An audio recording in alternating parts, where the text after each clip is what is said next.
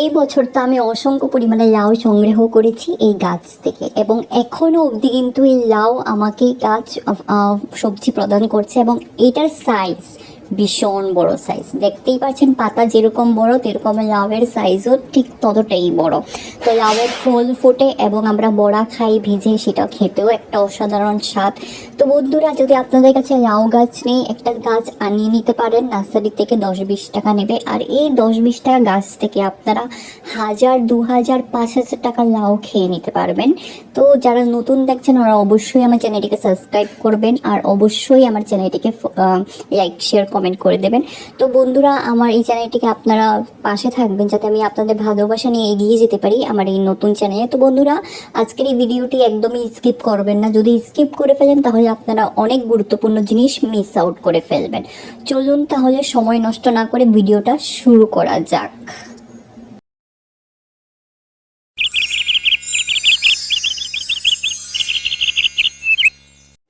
নমস্কার বন্ধুরা, কেমন আছেন সবাই?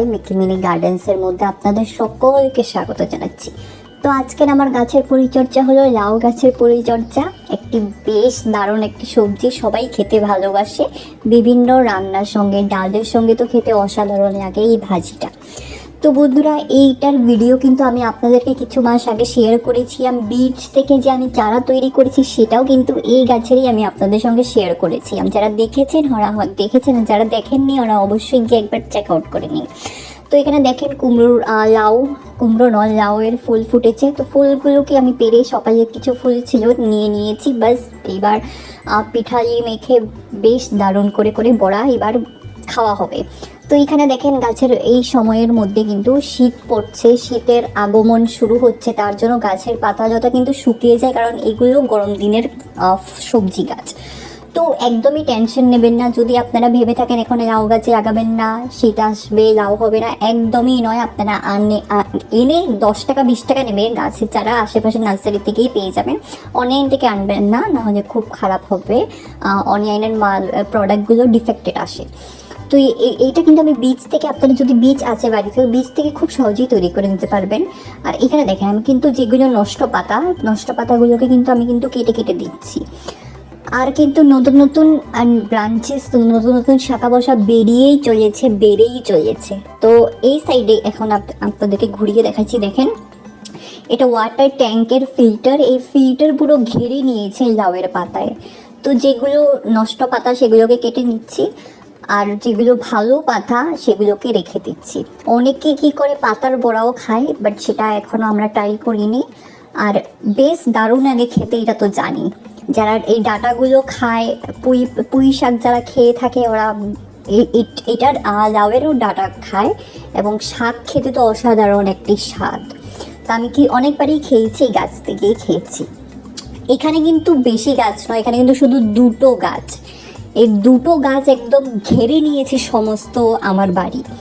তো নষ্ট পাতাগুলো কাটা হয়ে গেছে। আরেকটা জিনিস, যেরকম যদি পাতা যদি আপনারা হলুদ হওয়া লক্ষ্য করেন সেগুলোকে কেটে দেবেন, না হলে আপনারা নিম পাতা সেদ্ধ করা জল গাছের মধ্যে পুরো ভালোভাবে স্প্রে করে দেবেন। সপ্তাহে 2বার করে করবেন। যদি আপনাদের কাছে নিম পাতা নেই, আপনারা রসুনের কোয়া কি ভালো করে মিক্সচারের মধ্যে পেস্ট করে সেটা সেদ্ধ করা জল আপনারা স্প্রে করতে পারেন। আর এখানে দেখেন এই ব্রাঞ্চেস, এই ডালটির মধ্যে কুড়ি বেরিয়েই চলেছে নন স্টপ, আনলিমিটেড। এত কুড়ি আর এত ফল আমি পেয়েছি গাছটার থেকে, এত সবজি।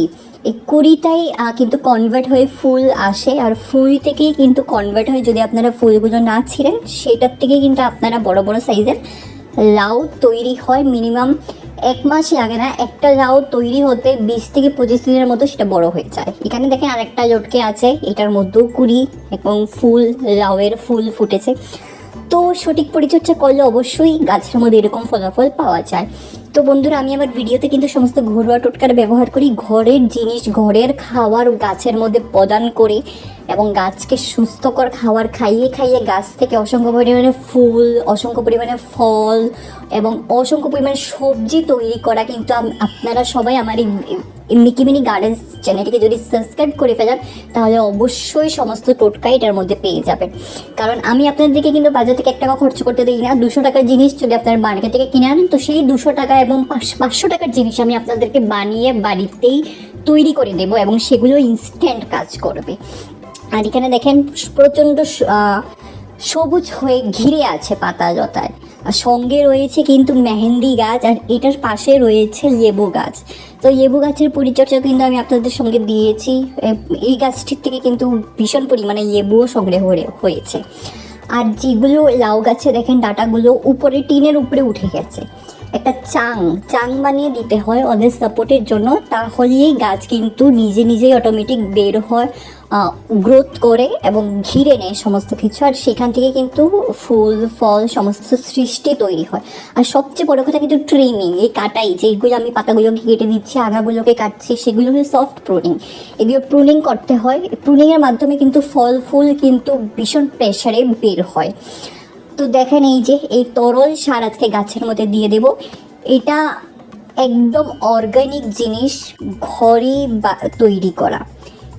এটার মধ্যে প্রচণ্ড রকমের পটাশিয়াম, ক্যালসিয়াম এবং ফসফরাস আছে, যেটি গাছকে বুস্ট করে এবং গাছের থেকে কুড়ি আনতে সাহায্য করে।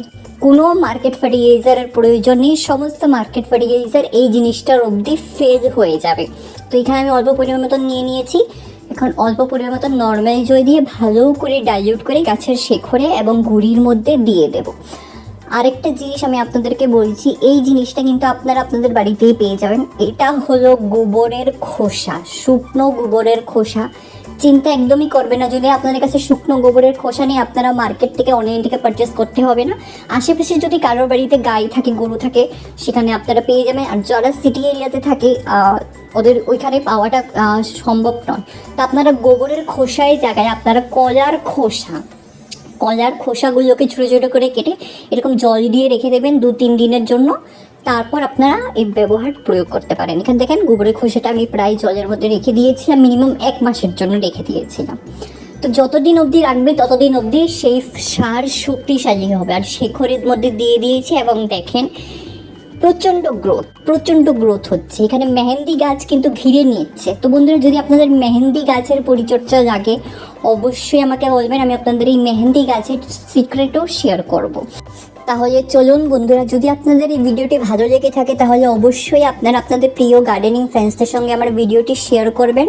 আর অবশ্যই আপনারা আমার ভিডিওটির মধ্যে লাইক শেয়ার কমেন্ট করে দেবেন। আর যারা নতুন দেখছেন ওরা অবশ্যই আমার চ্যানেলটিকে সাবস্ক্রাইব করে দেবেন, যাতে আমি আপনাদের ভালোবাসা নিয়ে এগিয়ে যেতে পারি। আমার একটি নতুন চ্যানেল অল্প আমার পাশে থাকবে, যাতে আমি আপনাদের ঘরোয়া টোটকা দিয়ে সমস্ত সমাধান কিন্তু সলভ করতে পারি। সমস্ত কিন্তু আমি অপূর্ব চেষ্টা করি সমস্ত প্রবলেমে সলভ আউট করা। তো ভালো থাকবেন বন্ধুরা, দেখা হচ্ছে খুব শীঘ্রই পরে একটি নতুন ভিডিওতে। ধন্যবাদ।